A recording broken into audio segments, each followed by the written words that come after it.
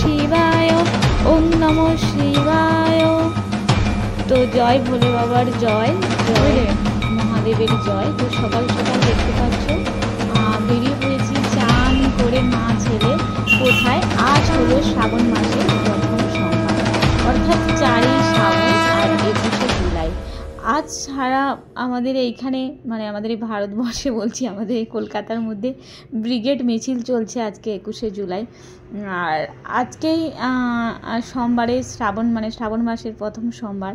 সবাই তো ব্যস্ত বাবার মাথায় জল ঢালার জন্য, দুধ দই সব কিছু ঢালার জন্য। তো আমিও পৌঁছে গেছি যথারীতি সকাল সকাল। আর এখানে দেখতে পাচ্ছ আমি আসার আগে অলরেডি 4 জন চলে এসেছে। সকালে একবার এসে দেখে গেছিলাম মন্দিরটা খুলেছে কিনা। তো সত্যি কথা বলতে মন্দিরটা খুব দেরিতে খুলেছে, যার কারণে এরপরে হয়তো প্রচণ্ড ভিড় হয়ে যাবে। আর তাড়াতাড়ি করে চলে এসেছিলাম মন্দিরে। আর আমার এই প্রথম মানে বাবার মাথায় দুধ বলো জল বলো ঢালা হবে, কারণ আমি কখনো মানে শ্রাবণ মাসের সোমবারে কখনো ঢালিনি। এমনিতেই আমি যে শিব চতুর্দশী যে নির্জলা উপবাস, তো আমি কখনোই করিনি। আর এই জীবনে প্রথমবার। তো মানে আলাদা একটা অনুভূতি হচ্ছে। আর মানে এসছি এখানে, খুবই ভালো লাগছে। বসেছিলাম যেহেতু মানে দাদাটা মানে জল ঢালছিল, তার কারণে আমি বসেছিলাম। ওনার হয়ে গেলে তারপরে আমি বাবার মাথায় জল ঢালবো। তো আমিও বসে বসে নিয়মগুলো দেখে নিচ্ছিলাম আর বাবার নাম জপছিলাম ওখানে বসে বসে। আর খুবই মনে একটা শান্তি যাচ্ছিল। তো শরীরটাও খুব একটা ভালো নয়, আর মানে যার কারণে আমি তো উপবাস করতে পারি না, তাই সকাল সকাল না খেয়েই মানে জল দিয়ে দিলাম। আর তো সবথেকে বড় মজার বিষয় তোমরা দেখতে পাচ্ছ যে শিবলিঙ্গের নিচে একটা হুকা বসানো আছে। এই দাদাভাইটা হুকা নিয়ে এসেছিলো, তো একটু লাল গামছা আর হুকা নিয়ে এসেছিলো, ওই যে দেখতে পাচ্ছ। তো হুকাটা কী করেছে, ব্রাহ্মণ মশাইকে চাইতে ব্রাহ্মণ মশাই ওটা আনতে যেতে ব্রাহ্মণ মশাইয়ের হাত লেগে পড়ে গেছে। আমি জিজ্ঞাসা করলাম যে ওটা কী হবে, বলছে যাকে হোক খাইয়ে দেবো।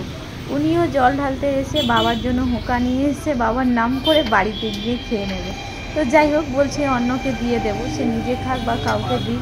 তো যাই হোক, বাবাও তো মানে তো হুকা খায়, আর এটাই হচ্ছে ফ্যাক্ট। তো বাবার প্রিয় খাদ্যটাও নিয়ে এসছে বাবার ভক্ত।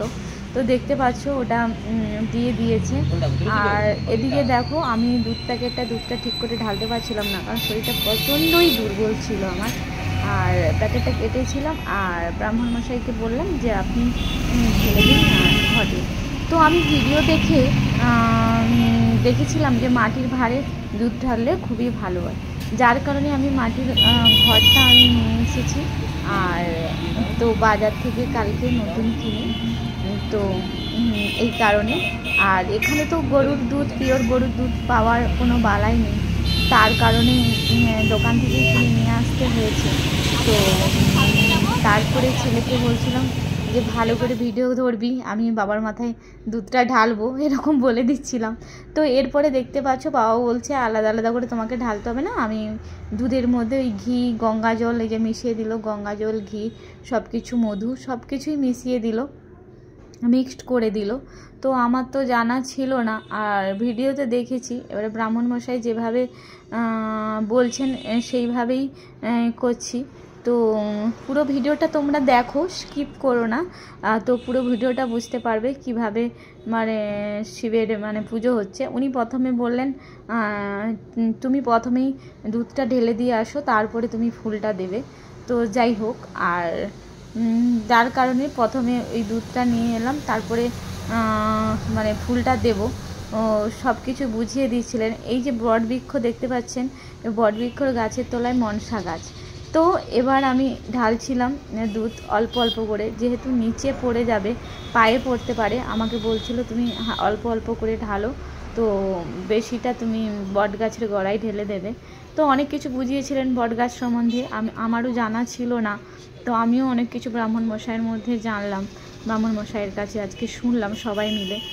তো এখানে নন্দীরাজ মহাশয় এখানে ছিলেন, আর তো বললো এখানে দাও আর তুমি বট গাছের গোড়ায় দাও।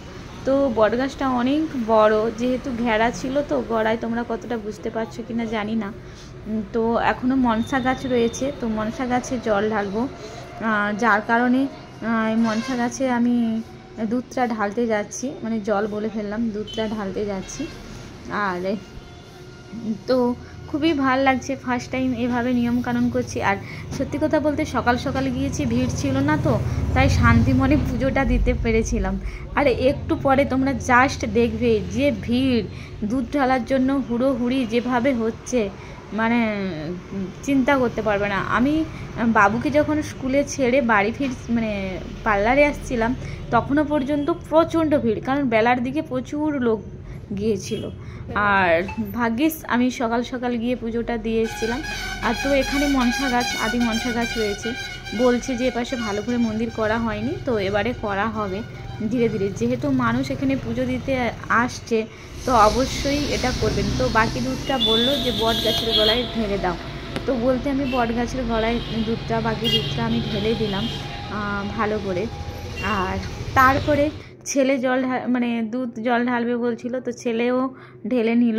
আর ছেলে তো আমার থেকে আরও ভীষণ ভীষণ ঠাকুর ভক্ত, পুরো তার দাদুর মতো। মানে আমার শ্বশুর মশাই খুবই ঠাকুর ভক্ত, আর পুরো দাদুর রূপটা নিয়েছে। মানে যেখানেই ঠাকুর দেখতে পাবে, আমি প্রণাম করি আর না করি, ও কিন্তু দাঁড়িয়ে আগে প্রণামটা করবে। তো যাই হোক, যাকে হোক তো মানে থাকতে হবে তো, না দাদুর মতো তো হতেই হবে। তো সত্যি কথা বলতে আমার খুব ভালো লাগছে। তো ওকে বুঝিয়ে বুঝিয়ে দিচ্ছিলেন ঠাকুরমশাই এবং আমি, যে তুমি ঢেলে দাও। তো ছোট বাচ্চা তো, আর ও খুব খুশি, আর যেহেতু ও ভীষণ ঠাকুর ভক্ত, আর তার কারণে তো ফুল ভিডিওটা স্কিপ করো না, দেখো, তোমাদের খুবই ভালো লাগবে। আর মানে যারা যারা বাবার মাথায় জল দিতে আসতে পারোনি, তো বাড়িতেই তোমরা বাবাকে ডাকো, তো ভক্তি পাবে অবশ্যই। আর আমিও তো জীবনে প্রথমবার এলাম, মানে শ্রাবণ মাসের প্রথম সোমবার তো এলাম। আর বাবু এখানে মনসা গাছে দিল, কারণ গোড়াতে যেতে পারবে না, তো ব্রাহ্মণ মশাই বললো যে মনসা গাছের আগাতে দিয়ে দাও, মানে গোড়ায় না আগায় দিল। তারপরে এলাম, উনি বুঝাচ্ছিলেন এবারে ফুল আর বেলপাতা টাতাগুলো তুমি ওর মধ্যে দিয়ে দাও, তো শিবলিঙ্গে দিয়ে দাও। তো যেহেতু ওগুলা দেওয়া হয়ে গেছিলো, তো তারপরে আমি নিয়ে গিয়েছিলাম নীলকণ্ঠ, তারপরে নিয়ে গিয়েছিলাম হচ্ছে দেখতেই পাচ্ছ শ্বেত পদ্মও নিয়ে গেছিলাম, আর বেল ফুলের মালাও নিয়ে গেছিলাম, ওটা বাবু দেবে। আর তো দেখতে পাচ্ছ, আর একে একে করে যত রকমের বাবার ফুলের ভক্ত বাবাকে দিয়ে পুজো দেওয়া হয়, ধুতরা ফুল, তো সমস্ত ফুল আমি কালকে বাজার থেকে কিনেছিলাম, কারণ আমার মনের ইচ্ছা ছিল, কারণ আমি পারি না পারি শ্রাবণ মাসে ফার্স্ট সোমবার আপাতত আমি পুজোটা দেবো। অনেক দিনের আমার মনে মনে ইচ্ছে ছিল, তো আজকে তাই ইচ্ছেটা আমি পূরণ করছি। আমার কালকে খুবই কষ্ট হয়েছিল, এরপরে দেখতে পাচ্ছ যে বাবু ফুল আর বেলফুলের মালাটা ও পরায়নি, মাথায় দিয়ে দিয়েছে। তো এই দেখো, দেখতে দেখতে কত লোক চলে এসেছে, দেখতে পাচ্ছ আমার পুজো দিতে দিতে। তো আমি যেহেতু মোমবাতি নিয়ে গেছিলাম, ভালো করে আমি মোমবাতিগুলো, ওই পাশে অনেকগুলো মোমবাতি জ্বলছিল, বন্ধ হয়ে গেছে, তো আমি বসে বসে ভাবলাম কি যে মোমবাতি দিয়ে মন্দিরটাকে সাজিয়ে দিই। তো বসে বসে, এবার যেহেতু সবাই পুজো দিচ্ছে, অত্যাধিক জ্বালানোও যাবে না, কোথায় শাড়িতে লেগে যাবে। আর আমার মোমবাতি জ্বালাতে অলরেডি মানে যে ভক্তগণের আগমন হয়ে গিয়েছে, বাবার ভক্তদের, মানে দেখতেই পাচ্ছ তোমরা, মানে এত ভিড় ভাষায় প্রকাশ করা যাবে না। তো আমি তো মোমবাতি জ্বালাতেই ব্যস্ত, আর ওনারা যে যার মতো করে। তো যাই হোক, ফার্স্টে এসেছিলাম বলে আলাদা রকমভাবে আমি পুজো দিয়েছিলাম, ব্রাহ্মণ মশাই সহযোগিতা করছিল, মন্ত্র বলছিল। তো এখন তো যে যার মতো আসছে, এসে ফুল বেল পাতা মাথা দিয়ে জল ঢেলে দিয়ে যাচ্ছে, কারণ এত লোককে ব্রাহ্মণ মশাই একসঙ্গে কিছু করতে পারবেন না। আর আরেকজন কাকু দেখতে পাচ্ছেন মন্দিরের উপরে পা দিয়ে উঠে পড়েছে, কিন্তু ওঠাটা ঠিক নয়। তো ব্রাহ্মণ মশাই কী বলবো, ওনার হাত পাচ্ছে না, আমার ছেলে দিল, আর উনি আমার ছেলে থেকে যথেষ্ট হাইট, তো সাধারণত জ্ঞান থাকা উচিত যে মন্দিরের উপরেই বাবা বসে আছেন, তো উঠে যাচ্ছে, এগুলো কেমন একটা না। তো যাই হোক, বলার পরে উনি নেমে গেলেন, তো গিয়ে ওখানে গিয়ে দাঁড়িয়ে আছে। তো আমি মোমবাতিটা জ্বালিয়ে দিলাম। তো জ্বালিয়ে দেওয়ার পরে এবারে এক এক করে ধূপ দেবো।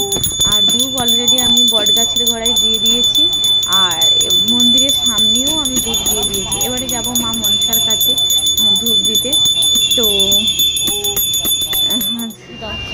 তো দেখতে পাচ্ছ এবারে একে একে সবাই প্রণাম করছে। এবারে দেখো ভিড়টা, দেখো ভিড়টা, মানে অসম্ভব ভিড়, মানে ধীরে ধীরে এত ভিড় হয়ে গেছে, মানে ভাষায় প্রকাশ করা যাবে না। এরপরে আরও যে কত ভিড় হবে মানে বলার নয়। তারপরে আমি পুষ্পাঞ্জলি দিতে বসে পড়েছিলাম। আর যেহেতু অনেকবার পুষ্পাঞ্জলি হয়ে গেছে, অলরেডি দেখতে পাচ্ছি ঠাকুর মালাতে ফুলেতে ভরে গেছে। আর পুষ্পাঞ্জলি দিতে বসে গেছিলাম, তো পুষ্পাঞ্জলি দিচ্ছি। মহেশ্বর গুরুদেব পরম ব্রহ্ম তস্मै শ্রী গুরবে নমঃ। নমঃ ব্রহ্মণ্য দেবায় গো ব্রাহ্মণ হিতায় চ জগৎ হিতায় কৃষ্ণায় গোবিন্দায় নমো নমঃ। নমঃ শিবায় শান্তায় কারণ জয় নিদ্রবে নিবে দয়ামি তৎমান সঙ্গতি পরমেশ্বর। নমঃ শিবায় নমো নমঃ। নমঃ শিবায় নমো নমঃ। কোথায় জল ঢালতে গেছিলে? কোথায় জল ঢালতে গেছিলে? মন্দিরে জল দিদি আছে না? কি পুজো হচ্ছে? পুজো হচ্ছে ওখানে?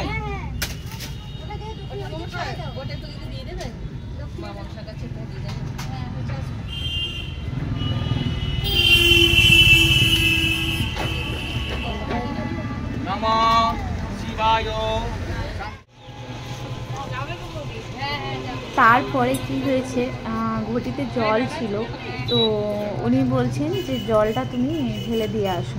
তো যাই হোক, বলতে আমি জলটা ঢালতে গেলাম। বললো যে বট গাছের গোড়ায় বাবার মাথায় অল্প করে, তারপরে বট গাছের গোড়ায় ঢেলে দিয়ে আসো। তো বলতে আমি আবার জলটা ঢালতে গেলাম, আর দুধের মধ্যে তো মিশিয়ে ছিল, বাকি জলটা আমি ঢেলে দিলাম অল্প অল্প করে দিয়ে। আর দেখতে তো পাচ্ছ ভীষণই ভিড়, আর ভিড়ের মধ্যেও দিয়ে দিয়েছি। আর মানে গলবার মতো, মানে এখানে চলবার মতো রাস্তা নেই, তো দেখতে পাচ্ছ।